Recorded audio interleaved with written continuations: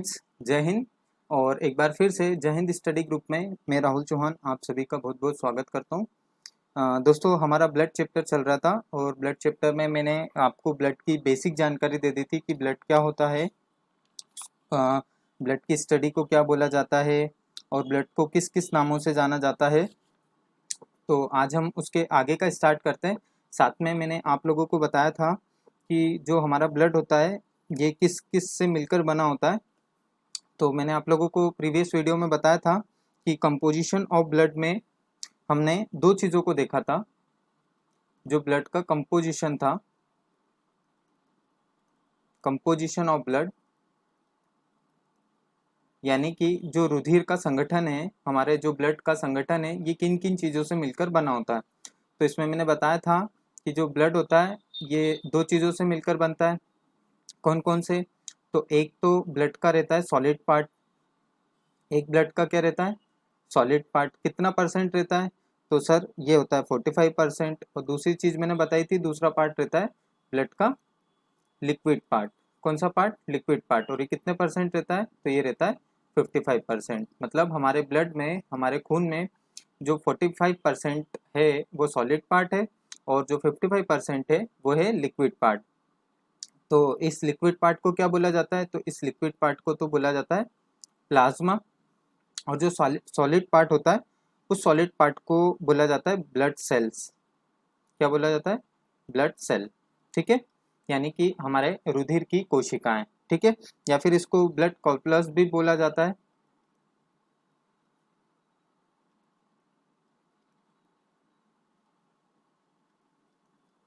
इसको हिंदी में बोलते हैं कणिका। ठीक है, यानी कि रुधिर कणिका। ठीक है, तो कंपोजिशन ऑफ ब्लड में क्या देखा हमने कि जो ब्लड होता है, इस ब्लड के दो पार्ट है। एक पार्ट कौन सा है? एक पार्ट है सॉलिड पार्ट और दूसरा पार्ट है कौन सा? Liquid part. सॉलिड पार्ट कितना परसेंट होता है? तो 45% होता है। लिक्विड पार्ट कितना रहता है? तो वो 55% रहता है। लिक्विड पार्ट को क्या बोला जाता है? प्लाज्मा। ठीक है, तो ये जो प्लाज्मा है ये अपन ने समझ लिया। प्रीवियस वीडियो में मैंने बता दिया है कि प्लाज्मा क्या होता है। फिर मैंने आपको बताया था प्लाज्मा का जो कंपोजिशन है, प्लाज्मा का जो कंपोजिशन है, यानी कि प्लाज्मा किन किन चीज़ों से मिलकर बना होता है या प्लाज्मा में क्या क्या होता है। और तीसरी चीज़ हमने देखी थी प्लाज्मा में इसके फंक्शन को, यानी प्लाज्मा के क्या क्या कार्य होते हैं। ठीक है, यानी हमारा लिक्विड पार्ट कंप्लीट हो चुका है। यदि आप लोगों ने इसको नहीं देखा है, ब्लड चैप्टर जहाँ से स्टार्ट करा है, तो एक बार आप लोग प्रीवियस वीडियो में देख लीजिए। ठीक है, तो आज हमें जो पढ़ना है वो हमें ब्लड का कौन सा पार्ट पढ़ना है? सॉलिड पार्ट पढ़ना है। और सॉलिड पार्ट किससे मिलकर बना होता है? तो सर सॉलिड पार्ट मिलकर बना होता है सेल्स से, जिनको बोला जाता है ब्लड सेल्स। ठीक है, या फिर रुधिर कणिकाएं। ठीक है, अब बात ये आती है कि सर हमारे ब्लड में कितने टाइप की सेल्स होती हैं। तो याद रखना, जो हमारा ब्लड होता है उस ब्लड में ये जो सॉलिड पार्ट है 45%, जिसको ब्लड सेल कहा, इसमें तीन टाइप की कोशिकाएं पाई जाती हैं। कितने टाइप की कोशिकाएं मिलती हैं? तीन टाइप की। ठीक है, कौन कौन सी मिलती है? तो एक को बोला जाता है आरबीसी, रेड ब्लड सेल। एक को बोला जाता है डब्ल्यूबीसी या फिर इसको बोलते हैं वाइट ब्लड सेल। और तीसरी होती है प्लेटलेट्स। ठीक है, एक आरबीसी है, एक डब्ल्यूबीसी है और एक प्लेटलेट्स। तो ये ब्लड सेल्स होती हैं। ठीक है, ब्लड सेल्स कितनी हैं? तो ब्लड सेल्स तीन हैंगी। कौन कौन सी हैं? एक है आरबीसी, एक डब्ल्यूबीसी और एक है प्लेटलेट्स। तो आज हमें स्टार्ट क्या करना है? आज हम पढ़ेंगे आरबीसी को। ठीक है, अब देखो इसमें किस तरीके से पढ़ना है हमको, आरबीसी को, डब्ल्यूबीसी को और प्लेटलेट्स को। तो याद रखना, सबसे पहले हम क्या देखेंगे? आरबीसी का बेसिक। आरबीसी क्या होता है, आरबीसी की खोज किसने करी, या फिर कलर कैसा होता है इसका। दूसरी चीज में हम ये देखेंगे कि इसका फंक्शन क्या होता है। और तीसरी चीज हम आरबीसी में देखेंगे आरबीसी की डिसीज, आरबीसी की बीमारियां। ठीक है, तो आरबीसी में सबसे पहली चीज हम पढ़ेंगे उसका बेसिक, फिर हम देखेंगे उसके फंक्शन यानी कि आरबीसी के कार्य क्या होते हैं, और तीसरी चीज हम देखेंगे आरबीसी की बीमारियां। ठीक है, इसी प्रकार से हम डब्ल्यूबीसी के बेसिक की बात करेंगे, उसके फंक्शन देखेंगे और साथ साथ में फिर डब्ल्यूबीसी की डिसीज देखेंगे। फिर नेक्स्ट लास्ट हमारा रहेगा प्लेटलेट्स, और प्लेटलेट्स में भी हम इसी तरीके की बात करेंगे, जिसमें उसका बेसिक रहेगा, फिर फंक्शन रहेगा और लास्ट में हम प्लेटलेट्स की क्या देखेंगे, डिसीज देखेंगे। ठीक है, तो चलिए हम अभी स्टार्ट करते हैं। हमारा सबसे फर्स्ट टॉपिक है जो हमारी ब्लड सेल का है, वो है आरबीसी यानी कि रेड ब्लड सेल। ठीक है, चलो तो हेडिंग डाल लेते हैं हम लोग, आरबीसी। देखो, आरबीसी को बोला जाता है red blood cell, red blood cell, है ना, या फिर इसको हिंदी में बोलते हैं लाल रक्त कोशिका या कणिका। ठीक है, देखो इस आरबीसी को साइंस की लैंग्वेज में बोला जाता है इरिथ्रोसाइट्स। क्या बोला जाता है, इरिथ्रोसाइट्स।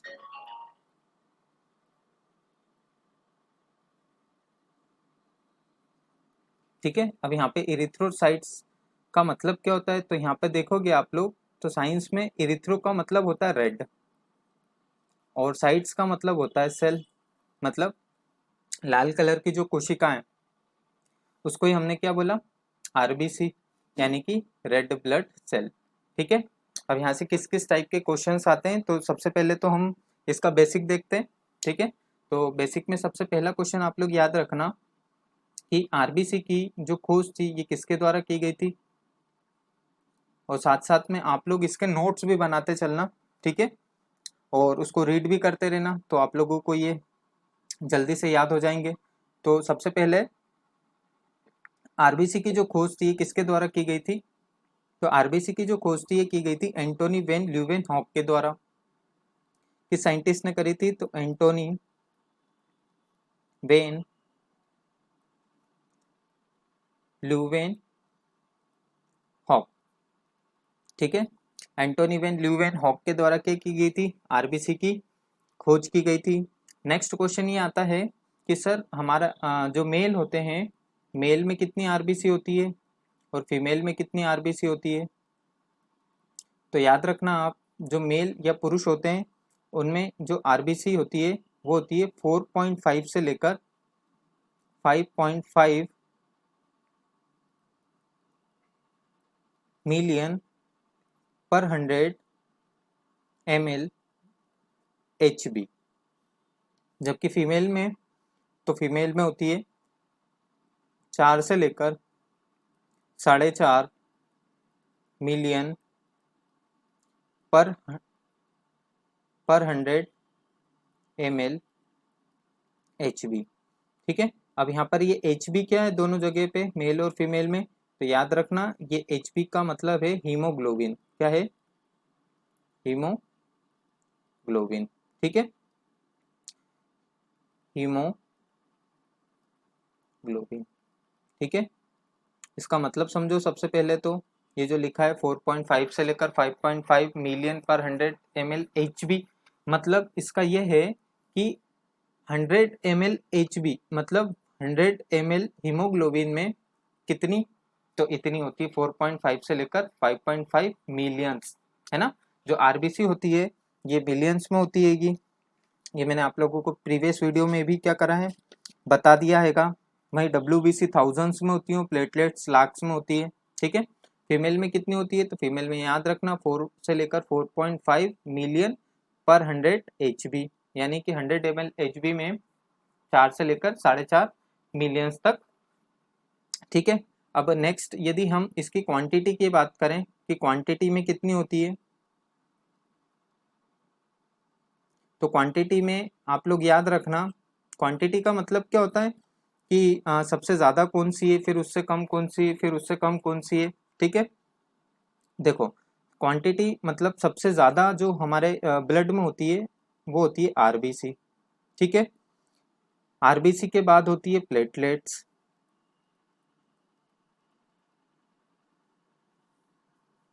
और प्लेटलेट्स के बाद होती है डब्ल्यूबीसी।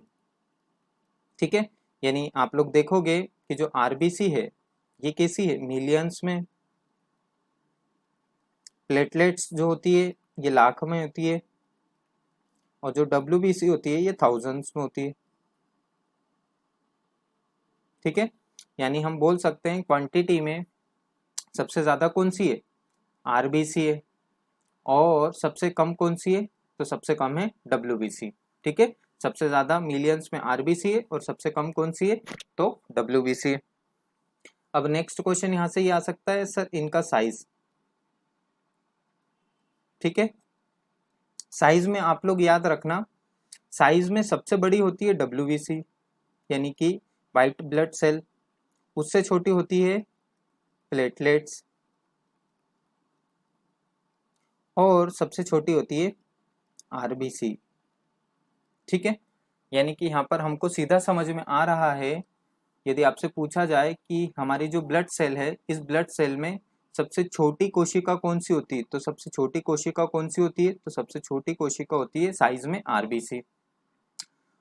और सबसे बड़ी पूछा जाए तो सबसे बड़ी होती है कौन सी, डब्ल्यूबीसी। परंतु यदि आपसे क्वांटिटी में पूछा जाए, क्वांटिटी मतलब सबसे ज्यादा ब्लड में क्या होती है, तो सबसे ज्यादा ब्लड में होती है आरबीसी, और सबसे कम पूछा जाए तो सबसे कम होती है डब्ल्यूबीसी। ठीक है, चलिए अब इसमें सबसे छोटी है तो यहाँ पर एक पॉइंट लिख सकते हैं हम लोग, कौन सा पॉइंट है, it is the smallest blood cell, it is the smallest blood cell. ठीक है, इसका मतलब क्या हुआ कि हमारे जो रुधिर की कोशिकाएं हैं तीन टाइप की हैं, आरबीसी, डब्ल्यूबीसी और प्लेटलेट्स। तो इनमें सबसे स्मॉलेस्ट पूछा जाए, सबसे छोटी पूछा जाए, तो सबसे छोटी कोशिका कौन सी है, आरबीसी है। ठीक है, और वहीं सबसे बड़ी पूछा जाए तो सबसे बड़ी है डब्ल्यूबीसी। अब नेक्स्ट क्वेश्चन ये आता है कि सर इस आरबीसी का कलर कौन सा होता है, आरबीसी का जो कलर है ये कलर कौन सा होता है आरबीसी का, तो याद रखना आरबीसी का कलर कैसा होता है, तो रेड कलर होता है। किसके कारण होता है, तो हीमोग्लोबिन के कारण होता है। ठीक है, आरबीसी का रेड कलर किसके कारण रेड होता है, तो आरबीसी का जो रेड कलर है वो किसके कारण होता है, हीमोग्लोबिन के कारण। क्यों, क्योंकि मैंने आप लोगों को बताया था कि यहाँ पर ये जो हिम है और ये जो ग्लोबिन है, तो हिम क्या है, हिम तो एक आयरन कंपाउंड है जिसके कारण ये क्या हो जाती है, रेड। और ये जो ग्लोबिन ये एक प्रकार का प्रोटीन है, ये भी क्या हो जाता है, रेड। तो दोनों ही रेड है ना, इस कारण से आरबीसी का कलर कैसा हो जाता है, रेड कलर का हो जाता है। ठीक है, चल अब नेक्स्ट हम बात करें कि सर ये जो आरबीसी होती है इसका निर्माण कहाँ होता है,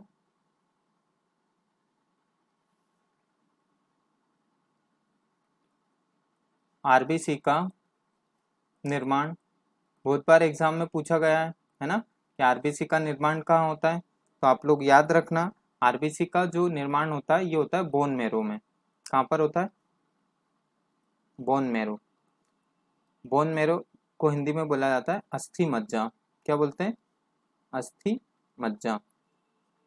अब ये बोन मैरो क्या होता है, तो बोन मैरो देखो आप लोगों की जो बड़ी बड़ी हड्डियां होती हैं है ना, ये जो बड़ी बड़ी हड्डियां होती हैं और ये बड़ी हड्डियों के बीच में ये जो खोखला पार्ट होता है ना, इस खोखले पार्ट में ही क्या होता है, आपके ब्लड का निर्माण होता है, आपका खून बनता है। और ब्लड में ही क्या होती है, सेल होती है ना, और ब्लड में कौन सी सेल है, तो तीन सेल है, आरबीसी, डब्ल्यूबीसी और प्लेटलेट्स हैं। तो आपसे पूछा जाए कि आरबीसी का निर्माण कहाँ होता है, तो बोन मैरो में होता है। बोन मैरो क्या है, तो ये जो बड़ी बड़ी आप लोगों की हड्डियां हैं इन हड्डियों के बीच का जो खोखला पार्ट होता है जहाँ पर हमारे ब्लड का फॉर्मेशन होता है, तो उसी पार्ट को बोन मैरो बोला जाता है। और आरबीसी का निर्माण भी बोन मैरो में होता है। नेक्स्ट आपसे पूछा जाएगा कि सर इस आरबीसी का जीवन काल कितना होता है, जीवन काल,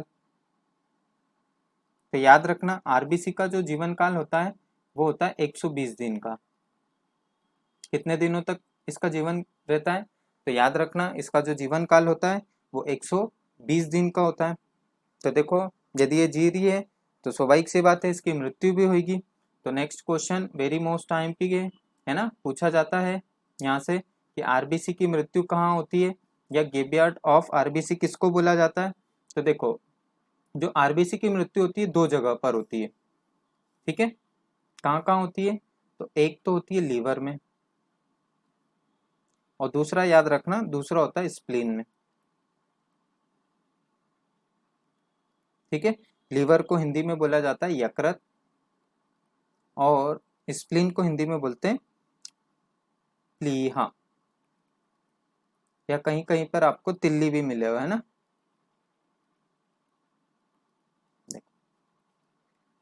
तो आरबीसी की मृत्यु कहाँ हुई, तो दो जगह पर हुई। कहाँ कहाँ पर, एक लीवर में हुई और एक स्प्लीन में हुई है, ठीक है। इस कारण ये स्प्लीन और लीवर को बोला जाता है आरबीसी का कब्रिस्तान। क्या बोला जाता है, आरबीसी का कब्रिस्तान, ठीक है। कब्रिस्तान में जाते हैं तो क्या करते हैं, मर जाते हैं तो इनको गाड़ दिया जाता है ना। इसी प्रकार से जो आरबीसी होती है हमारे ब्लड में, उसकी जो डेथ होती है वो कहाँ पर होती है, दो जगह पर होती है, एक लीवर में होती है और एक स्प्लीन में होती है। तो इसलिए स्प्लीन को बोला जाता है आरबीसी का कब्रिस्तान या graveyard of RBC, graveyard of RBC, ठीक है। देखो अब ये याद रखना इन दोनों जगहों में, आप लोग ये याद रखना जो लीवर होता है इस लीवर में जो आरबीसी की डेथ होती है वो परमानेंट होती है ना। यहाँ आरबीसी क्या होती है, परमानेंट रूप से डेड हो जाती है। और ये जो स्प्लीन है, ये स्प्लीन में क्या होता है, डेड तो होती है परंतु डेड के बाद क्या होता है, ये पुनः बनने लगती है,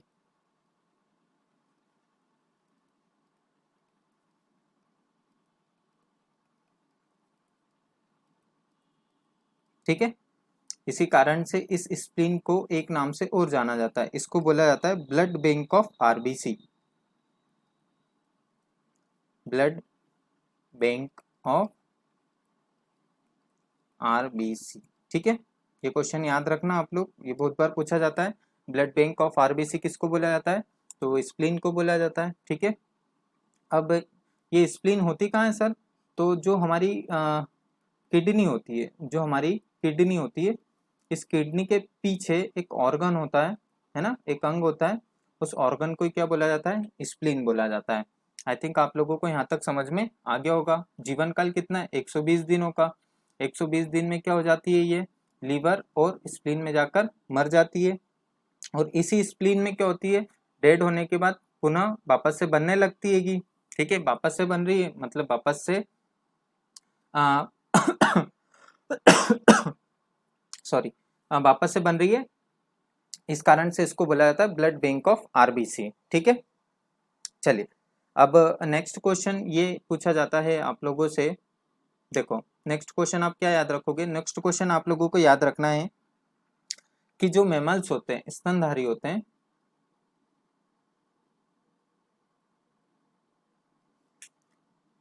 मैमल्स की जो आरबीसी होती है, स्तनधारियों की जो आरबीसी होती है, उनकी आरबीसी में, आरबीसी सेल में न्यूक्लियस यानी कि जो केंद्रक होता है वो अनुपस्थित होता है, मतलब अब्सेंट होता है, ठीक है। जैसे ये सेल है, आरबीसी सेल है, ठीक है, किसकी है, ये आरबीसी सेल किसकी है, ये मैमल्स की है, ठीक है। तो सेल में एक चीज होती है, आप लोगों ने पढ़ी है, मैंने पढ़ा दी है सेल में अच्छे से। सेल में क्या होता है, सेंटर में न्यूक्लियस होता है। परंतु जो स्तनधारी होते हैं, जो मैमल्स होते हैं, इन मैमल्स की जो सेल होती है, आरबीसी सेल होती है, इस आरबीसी सेल में जो न्यूक्लियस होता है, ये न्यूक्लियस क्या होता है, अब्सेंट होता है, यानी कि मैमल्स के आरबीसी में केंद्रक नहीं पाया जाता। परंतु आप लोगों को इसमें एक एक्सेप्शन याद रखना है, यानी कि एक अपवाद याद रखना है।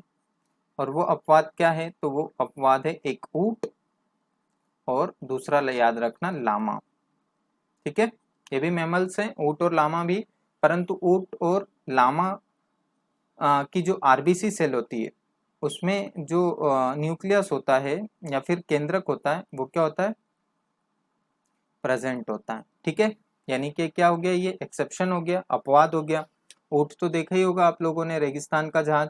और ये लामा क्या होता है, तो आप लोगों ने जैसे पहाड़ों पे चढ़ते हुए देखा होगा। ठीक है, ये ऊंट से ही छोटे रहते हैं, पहाड़ों पे चढ़ते हैं, उनको क्या बोला जाता है, उनको लामा बोला जाता है। तो ये तो था आरबीसी का बेसिक। ठीक है, इस आरबीसी के बेसिक को आप लोग एक बार अच्छे से पढ़ लीजिएगा। अब नेक्स्ट हम देखते हैं कि सर आरबीसी का फंक्शन क्या होता है। आरबीसी का फंक्शन क्या होता है, यानी कि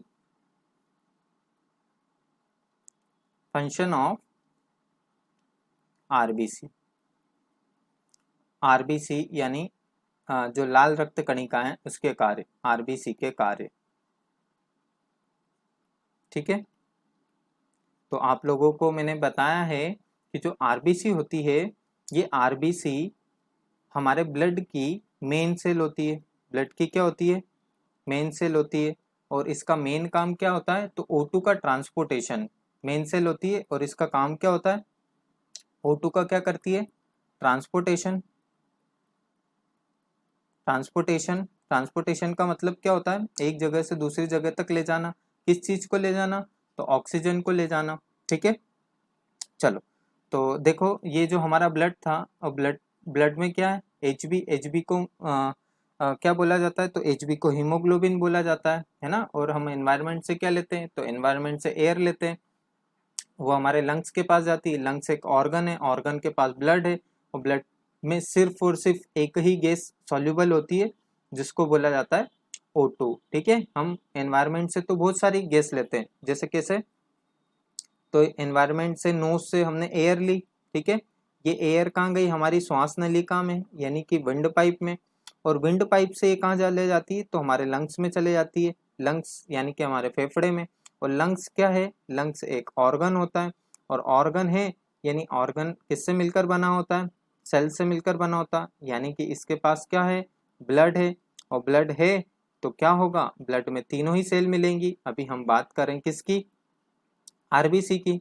देखो अब हुआ क्या कि आप लोगों ने एयर ली, एयर ली। एयर में क्या क्या लिया, तो एयर में बहुत सारी एयर ले लिया आप लोगों ने। कोई छन के थोड़ी जाती कि सिर्फ ऑक्सीजन ही जाएगी, इसमें हीलियम भी हो सकती है, नाइट्रोजन भी हो सकती है, ऑक्सीजन भी हो सकती है, बहुत सारी एयर जाती है आपके विंड पाइप से। कहाँ चले जाएगी, आपके लंग्स में। ठीक है, और यहाँ पर क्या है, ब्लड है, और ब्लड में क्या है, आपकी आरबीसी है। ठीक है, तो यहाँ पर जो बहुत सारी गैसेस आई हैं, उनमें जो O2 होती है, ये याद रखना, O2 ही हमारे ब्लड में क्या होती है, सॉल्यूबल होती है। क्या होती है, सॉल्यूबल। सिर्फ और सिर्फ O2 ही क्या होती है, ब्लड में सॉल्यूबल होती है। O2 ही क्या होती है, हमारे ब्लड में घुलनशील होती है। इसलिए हम बोलते हैं O2 हम लेते हैं, और जो CO2 रिलीज होती है, ये CO2 एज इट इज क्या होती है, नोज से क्या हो जाती है, बाहर हो जाती है। हम एयर लेते हैं, तो एयर आई, एयर में ऑक्सीजन थी, ऑक्सीजन क्या हुई, ब्लड में सॉल्यूबल हो गई। ठीक है, अब ये सॉल्यूबल होने के बाद क्या होता है कि ये जो आरबीसी होती है, तो ये आरबीसी क्या करती है, इस O2 को सभी ऑर्गन्स के पास पहुंचाने का काम करती है। ठीक है, तो इसका मेन फंक्शन क्या होता है, O2 का ट्रांसपोर्टेशन करना, मतलब O2 को सभी ऑर्गन्स तक पहुंचाने का काम। ठीक है, अब यहाँ पे देखो ये HbO2 मिलकर क्या बनाते हैं, HbO2 बनाते हैं, HbO2, Hb प्लस O2 क्या बनाते हैं मिलकर, HbO2। और इस HbO2 को बोला जाता है ऑक्सी हीमोग्लोबिन। क्या बोला जाता है, ऑक्सी हीमोग्लोबिन। जैसे आप लोगों से पूछा जाए कि हम क्या लेते हैं, तो आप लोग याद रखना, हम लोग ऑक्सी हीमोग्लोबिन लेते हैं। क्या लेते हैं, ऑक्सी हीमोग्लोबिन। मतलब सर ऐसी गैस जिसमें ऑक्सीजन की मात्रा क्या हो, ज्यादा हो, तो ऑक्सी हीमोग्लोबिन बोला जाता है उसे। ठीक है, छोड़ते हैं, तुम क्या छोड़ते हैं, तो देखो हमारे ब्लड में जो CO2 होती है, रिलीज होती है, तो HbCO2 को क्या बोला जाता है, ये मिलकर क्या बनाएगी, HbCO2। तो याद रखना, इस HbCO2 को बोला जाता है कार्बोक्सी हीमोग्लोबिन। क्या बोलते हैं, कार्बोक्सी हीमोग्लोबिन। ठीक है, यानी कि आपसे पूछा जाए कि हम किस फॉर्म में ऑक्सीजन लेते हैं, तो ऑक्सी हीमोग्लोबिन के फॉर्म में ऑक्सीजन को लिया जाता है। और किस फॉर्म में CO2 को छोड़ते हैं, तो याद रखना हम कार्बोक्सी हीमोग्लोबिन के फॉर्म में CO2 को क्या करते हैं, छोड़ते हैं। ठीक है, तो ये दो चीजें आप लोग फंक्शन इसके याद रखिएगा। ठीक है, एक फंक्शन क्या आएगा, तो पहला फंक्शन ही याद रखना, O2 का ट्रांसपोर्टेशन करना। ठीक है, चलिए हम ऑक्सीजन किस फॉर्म में ले रहे हैं, तो ऑक्सी हीमोग्लोबिन के फॉर्म में ले रहे हैं। और हम CO2 किस फॉर्म में छोड़ते हैं, तो छोड़ते हैं कार्बोक्सी हीमोग्लोबिन के फॉर्म में। जैसे आप लोगों ने कभी कभी सुना होगा कि बंद कमरा रहता है, तो बंद कमरे में कभी भी अंगीठी अंगीठी मतलब सिगड़ी विगड़ी जलाकर नहीं रखना चाहिए। क्यों नहीं रखना चाहिए, तो मर जाते हैंगे। कैसे मर जाते हैं, तो उसका कुछ ना कुछ कारण होता है। ऐसा नहीं कि भूत पलित आ रहे हैं और हम मर जाएंगे, है ना, उसका कुछ कारण होता है। वो कारण क्या है, तो वो कारण समझो आप लोग। देखो, आप लोगों ने खाना खाया, ठीक है, आप लोगों ने क्या खाया, खाना खाया। और खाने में क्या क्या खाया, तो एक चीज खाई कार्बोहाइड्रेट, दूसरी चीज खाई प्रोटीन, और तीसरी चीज खाई लिपिड्स। ठीक है, अब जो कार्बोहाइड्रेट, प्रोटीन और लिपिड्स थे, ये अंतिम रूप से किस में चेंज हुए, तो ये हुए ग्लाइकोजन के फॉर्म में। ग्लाइकोजन यानी ग्लूकोज के फॉर्म में क्या बन गया, ग्लाइकोजन क्या बन गया, ग्लूकोज। ग्लूकोज का फॉर्मूला क्या होता है, C6H12O6। अब देखो, हम फूड क्यों खाते हैं, हम फूड इसलिए खाते हैं ताकि सर हमारी जो सेल्स है, उन सेल्स को क्या मिले, एनर्जी मिले, यानी कि उनको क्या मिले, ऊर्जा मिले। इसी एनर्जी के लिए तो हम खाना खाते हैं। और खाने में हम मेनली तीन ही चीज खाएंगे, या तो कार्बोहाइड्रेट खाएंगे, या तो प्रोटीन खाएंगे, या तो हम लिपिड्स खाएंगे। ठीक है, और ये अंतिम रूप से किस में, ग्लूकोज में कन्वर्ट हो जाते हैं। तो देखो, ये खाना खाने से हमको कभी भी एनर्जी नहीं मिलती, इतना आप लोग याद रखना। सर कैसी बेहुदा बात करो, खाना खाने से एनर्जी नहीं मिलती है, तो खाने के साथ साथ में आप एनवायरनमेंट से एयर भी तो लेते हो, है ना। तो जब तक इस ग्लूकोज का ब्रेकडाउन नहीं होता, इस ग्लूकोज का जब तक ब्रेकडाउन नहीं होता, जब तक हमको एनर्जी नहीं मिलती। और ये ग्लूकोज कहाँ है, तो ये ग्लूकोज कहाँ पर मिला हुआ है अभी, हमारे ब्लड में। ठीक है, अब क्या हुआ, एनवायरनमेंट से हमने ले ली क्या, O2। एनवायरनमेंट से क्या ले ली हमने, O2 ले ली। अब ये रिएक्शन करा तो क्या बन गया, एक तो CO2 बन गई, पानी बन गया, और ATP बन गई। ATP मतलब एडिनोसिन ट्राइफॉस्फेट, ये हमारी ऊर्जा बन गई, है ना। देखो, ये तो था आपका ग्लूकोज, और इस ग्लूकोज का ब्रेकडाउन करने के लिए O2 ली। O2 क्यों ली हमने, क्योंकि सर अभी बताया मैंने, O2 ही सिर्फ ब्लड में क्या होती है, सॉल्यूबल होती है।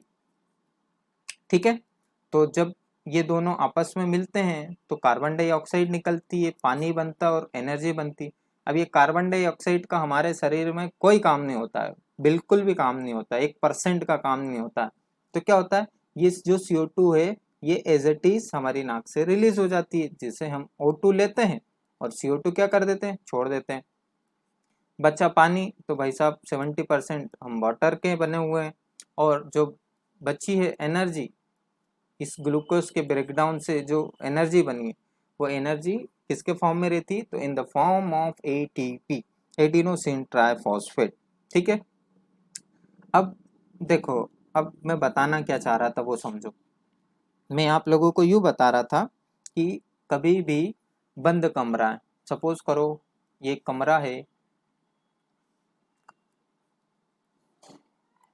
और बढ़िया आप लोगों ने खाना वाना खाया, है ना। यहाँ पर एक पलंग रखा हुआ है, सपोज कर लो, और इस पलंग पे आप लोग क्या हो, पसरे हुए हो।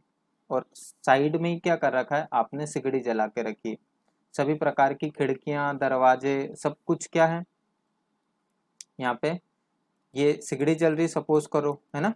और जितनी भी खिड़कियां हैं इस घर में, ये सभी की सभी क्या हैं, बंद है। ठीक है, आप लोग सो रहे हो, है ना। तो इस सिगड़ी से क्या निकल रही है, गैस निकल रही है। कौन सी गैस निकल रही है, तो CO मतलब कार्बन मोनोऑक्साइड। ठीक है, अब ये निकल रही है तो सुबह तक क्या होगा, सुबह तक आपकी डेथ हो सकती है, मतलब आपकी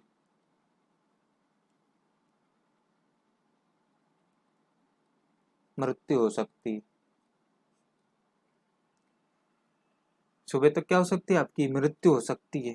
कैसे मृत्यु होगी, कमरा है सर, कमरे में सो रहे हैं, सिगड़ी जल रही है, धुआं निकल रहा है, हम धुआं ले रहे हैं, धुआं ले रहे हैं तो क्या हो रही है, हमारी डेथ हो रही है। तो इसका कारण क्या है, तो देखो कारण, आप लोगों ने खाना खाया और खाने में यही खाया होगा, CPL मतलब कार्बोहाइड्रेट प्रोटीन और लिपिड, तो बना क्या होगा, यही बना होगा C6H12O6। ठीक है, अब देखो, अब इस C6H12O6 का क्या करना है, ब्रेक डाउन करना है। और ब्रेक डाउन कौन सी गैस करती है, O2 करती है। और O2 क्या होती है, ब्लड में सॉल्युबल होती है, परंतु याद रखना O2 से कहीं गुना ज्यादा ब्लड में सॉल्युबल होती है कौन सी, CO। CO को क्या बोला जाता है, कार्बन मोनोऑक्साइड। क्या बोलते हैं, कार्बन मोनोऑक्साइड। देखो, अब ये ग्लूकोज का ब्रेकडाउन सिर्फ और सिर्फ एक ही गैस करती है, एक में ही ताकत रहती है, वो सिर्फ और सिर्फ किस में रहती है, तो इस ऑक्सीजन में रहती है, न कि इस कार्बन मोनोऑक्साइड में। अब देखो यहाँ पर मृत्यु का कारण या मृत्यु कैसे हुई आप लोगों की, तो देखो यहाँ पर आप जब खाना खाते हो, ठीक है, जब आप लोगों ने खाना खाया तो इसका ब्रेकडाउन नहीं हुआ, और ब्रेकडाउन नहीं हुआ तो क्या नहीं बनी, तो ब्रेकडाउन नहीं हुआ तो एनर्जी नहीं बनी, एनर्जी नहीं बनी तो क्या हो जाएगी, आपकी सेल काम नहीं करेगी, आपकी सेल ने काम करना बंद करा यानी आपके ऑर्गन्स ने काम करना बंद करा, ऑर्गन्स ने काम करना बंद करा यानी आपके ऑर्गन सिस्टम ने काम करना बंद करा, ऑर्गन सिस्टम ने काम करना बंद करा यानी आपकी क्या हो गई, मौत हो गई, आपकी मृत्यु हो गई।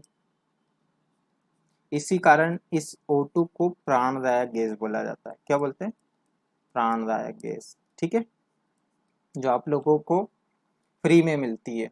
ठीक है, तो ये O2 में ये शक्ति होती है कि ये ग्लूकोज का ब्रेकडाउन करे, परंतु ये जो CO होती है, कार्बन मोनोऑक्साइड होती है, ये हमारे ब्लड में O2 की अपेक्षा ज्यादा सॉल्युबल होती है, परंतु ये कार्बन डाइऑक्साइड ये ग्लूकोज का ब्रेकडाउन नहीं करती, और जब तक ग्लूकोज का ब्रेकडाउन नहीं होगा भाई साहब, जब तक हमको एनर्जी नहीं मिलेगी। और एनर्जी किसको चाहिए, एनर्जी हमारी सेल को चाहिए, क्योंकि सेल डेवलप्ड होगी तो टिश्यू, टिश्यू से ऑर्गन, ऑर्गन से ऑर्गन सिस्टम, ऑर्गन सिस्टम से हमारी बॉडी। तो आप लोग बताओ, जब इस सेल को एनर्जी ही नहीं मिलेगी तो क्या टिश्यू काम करेंगे, क्या हमारा ऑर्गन, ऑर्गन मतलब हाथ नाक कान पैर गला दिल फेफड़े किडनी विडनी जो भी हमारे ऑर्गन, ये काम करेंगे, हमारा ऑर्गन सिस्टम काम करेगा, हमारी बॉडी काम करेगी, नहीं करेगी, क्या हो जाएंगी, आपकी मृत्यु हो जाएगी। ठीक है, इसलिए कभी भी बंद कमरे में अंगीठी या सिगड़ी जला के नहीं सोना चाहिए। ठीक है, क्यों, क्योंकि देखो हमारा जो ब्लड होता है इसमें हीमोग्लोबिन तो है ही, और हम ले क्या रहे हैं, तो हम एनवायरनमेंट से CO ले रहे हैं, CO मतलब जो कि ज्यादा सॉल्युबल होती है। अब ये HbCO मिलकर क्या बनाती है, तो ये बना देती है HbCO। ठीक है, इसको बोला जाता है कार्बोक्सी मोनोहीमोग्लोबिन, इसको बोला जाता है कार्बोक्सी मोनोहीमोग्लोबिन।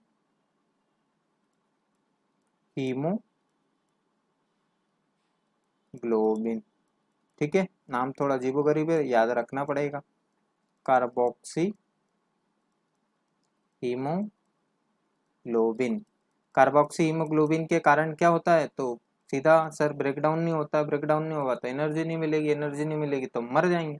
इसलिए कभी भी हमें बंद कमरे में अंगीठी या सिगड़ी जलाकर नहीं रखना चाहिए। तो ये मेन फंक्शन था। ठीक है, और बहुत अच्छे से पढ़ा रहा हूँ मैं आप लोगों को, तो बहुत अच्छे से पढ़िए और बहुत अच्छे से नोट्स भी बनाइए। और इसमें यदि किसी प्रकार का डाउट है तो आप लोग एक काम कर सकते हैं, कमेंट में पूछ सकते हैं मुझसे। ठीक है, चलिए, तो ये इसका फंक्शन हो गया। अब लास्ट चीज जो हमारी बची हुई है आरबीसी की, वो बची हुई है डिसीज ऑफ आरबीसी।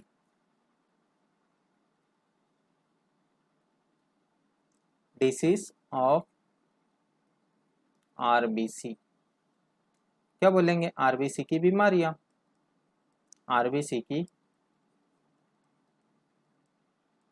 बीमारियां।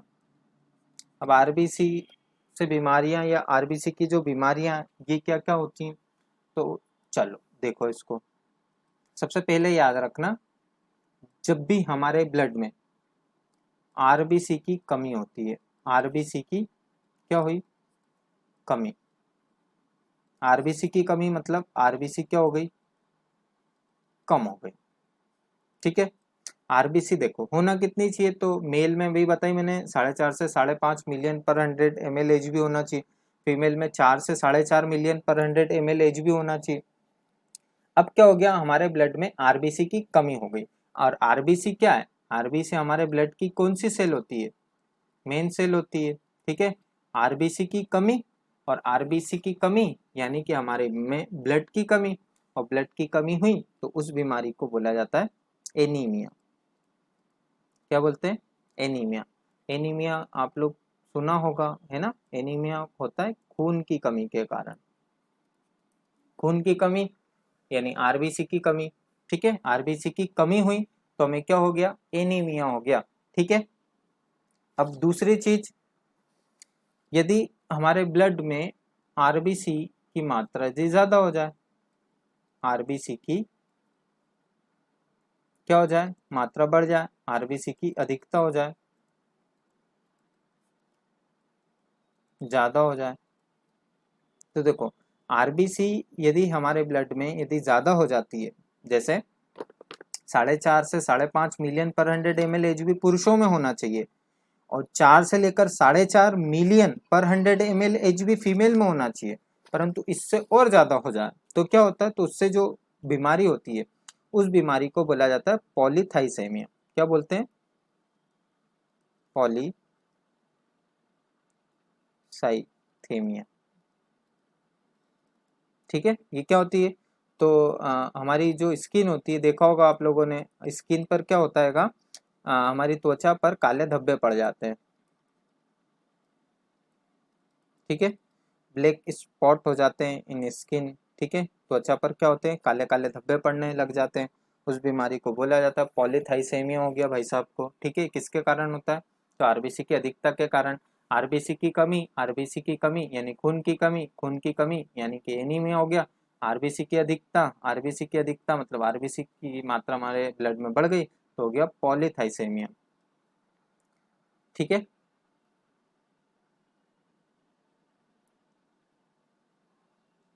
चलिए अब तीसरा और मेन आप लोगों से जो पूछा जाएगा क्वेश्चन वो क्या, कि जो आप लोगों ने नाम भी सुना होगा थैलेसेमिया का,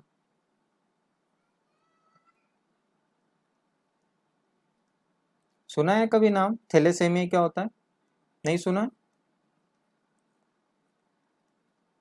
कोई दिक्कत नहीं, कोई परेशानी नहीं। Very most, IMPPORTANT, very most question आता है ये, थैलेसेमिया। ठीक है, थैलेसेमिया क्या होता है, तो देखो ये जो बीमारी होती है थैलेसेमिया की, ये अधिकांश पाई जाती है चाइल्ड में, है ना, चाइल्ड मतलब सिर्फ बीमारी बच्चों में ही मिलती है ना। और उसमें क्या होता है, चाइल्ड में ये जो बीमारी होती है इसमें बच्चों में खून की कमी हो जाती है, और ऐसी कमी होती है दोस्तों कि बच्चों को 1 से 2 सप्ताह में 1 से 2 यूनिट, अब ये मैंने यूनिट आप लोगों को बता दिया, 1 यूनिट में कितना ब्लड होता है, तो जिस भी बच्चे को थैलेसीमिया होता है उस बच्चे को 1 से 2 सप्ताह में, वीक में 1 से 2 यूनिट ब्लड की रिक्वायरमेंट होती है। 1 से 2 यूनिट ब्लड उस बच्चे को चढ़ाना होता है, नहीं तो वो बच्चा क्या हो जाता है, मर जाता है। इतनी खतरनाक बीमारी होती है थैलेसीमिया। अब इसका कारण क्या है, तो देखो आरबीसी का मैंने अभी आप लोगों को जीवन काल बताया था, आरबीसी का जीवन काल कितना होता है, तो 120 दिनों का होता है, 120 डेज। 120 डेज में क्या होता है, ये मरती है और फिर वापस से बनने लगती है। कहाँ पे बनती है, तो स्प्लीन में, है ना, इसलिए उसको ब्लड बैंक ऑफ आरबीसी बोला जाता है, स्प्लीन को। तो हुआ क्या कि आरबीसी की जो डेथ थी, ठीक है, ये तो हो गई 120 दिनों में, परंतु जिस भी बच्चे को थैलीसीमिया बीमारी होती है उस बच्चे की जो आरबीसी सेल होती है वो 50 से 60 दिनों में क्या होती है, मरने लगती है। और आरबीसी क्या है, तो आरबीसी है मेन सेल। मेन सेल यदि काम ही नहीं करेगी तो बच्चा जीवित ही नहीं होगा। इसलिए उस बच्चे को 1 से 2 सप्ताह में क्या होता है, 1 से 2 यूनिट ब्लड की रिक्वायरमेंट होती है। ठीक है, 1 से 2 यूनिट ब्लड यदि उसको सप्ताह सप्ताह में नहीं चढ़ाते तो उसकी मौत हो जाती है। ठीक है, आई थिंक आप लोगों को यहाँ तक समझ में आ गया होगा। ठीक है दोस्तों, तो कैसा लगा आप लोगों को, ये डिसीज ऑफ आरबीसी हो गया, हम लोगों का फंक्शन ऑफ आरबीसी हो गया, और कुछ बेसिक चीजें थी आरबीसी की जो मैंने आप लोगों को बता दी। अब इसके नेक्स्ट वीडियो में हम बात करेंगे डब्ल्यूबीसी की। तो चलिए, जय हिंद।